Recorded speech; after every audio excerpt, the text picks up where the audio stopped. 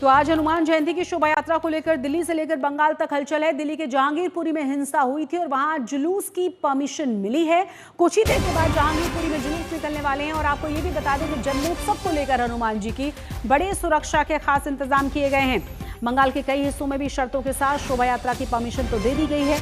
BJP वहां पर भी जुलूस निकालने वाली है, लेकिन खास ख्याल रखा जाएगा।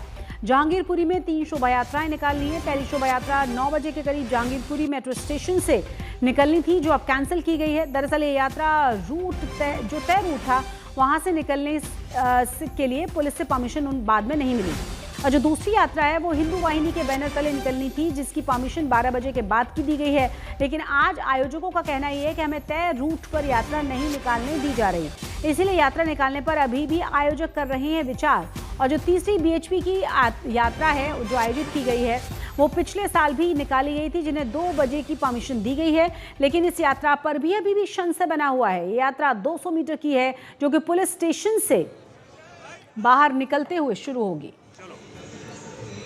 तो 2 तस्वीरें हम आपको दिखा रहे हैं। सुरक्षा के खास इंतजाम भी किए गए हैं। इस वक्त हम मौजूद विशेष परमिशन के साथ इन यात्राओं की इजाजत दी गई है।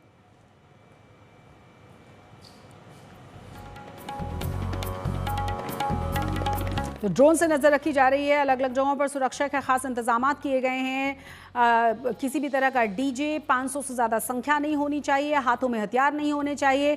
इन तमाम हिदायतों को पहले ही दे दिया गया है और किसी भी तरह की कोई अप्रिय घटना ना घटे, इसके लिए पहले से ही प्रशासन चाक चौबंद है। चाहे हम पश्चिम बंगाल की बात करें, चाहे फिर हम बात कर लें दिल्ली के जहांगीरपुरी की, खास इंतजामों के बीच इन शोभा यात्राओं को निकाला जाएगा। ज्यादा जानकारी के साथ हमारे संवाददाता जहांगीरपुरी से जुड़ गए हैं हिमांशु, क्या ताजा जानकारी है? और जो 2 यात्राएं कैंसिल की गई हैं, जरा दर्शकों को बताइए कि पहले परमिशन मिल गई थी, फिर कैंसिल करने की वजह क्या रही? देखिए, परमिशन नहीं कैंसिल हुई। दरअसल जिस रूट की परमिशन मांगी थी वहां पर पुलिस ने उस रूट की परमिशन न देकर के, क्योंकि देखिए किस तरीके की रूट पर सिक्योरिटी अगर आप देखेंगी तो जहां की परमिशन दी गई है उस रूट की आप देखिए तकरीबन 200 मीटर का ये पूरा लंबा पैच है और आप वहां पर आप पुलिस की मौजूदगी देखिए।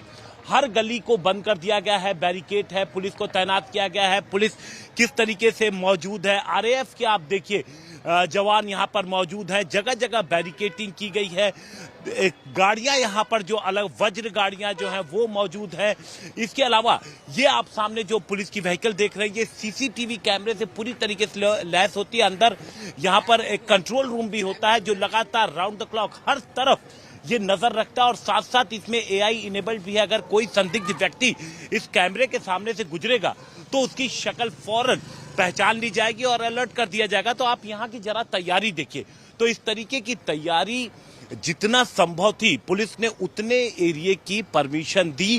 अब आयोजकों का कहना है कि चूंकि उन्होंने परमिशन तो लंबे रूट की मांगी थी, लेकिन पुलिस का कहना था कि सिक्योरिटी बेहद जरूरी है और सिक्योरिटी सुरक्षा के मद्देनजर ही परमिशन दी जाएगी। तो अभी देखना यह होगा कि जो जुलूस सुबह 9 बजे निकलना था उसके आयोजकों ने तो कह दिया कि 9 बजे चूंकि रूट भी पूरी परमिशन नहीं मिली तो हम नहीं निकाल रहे।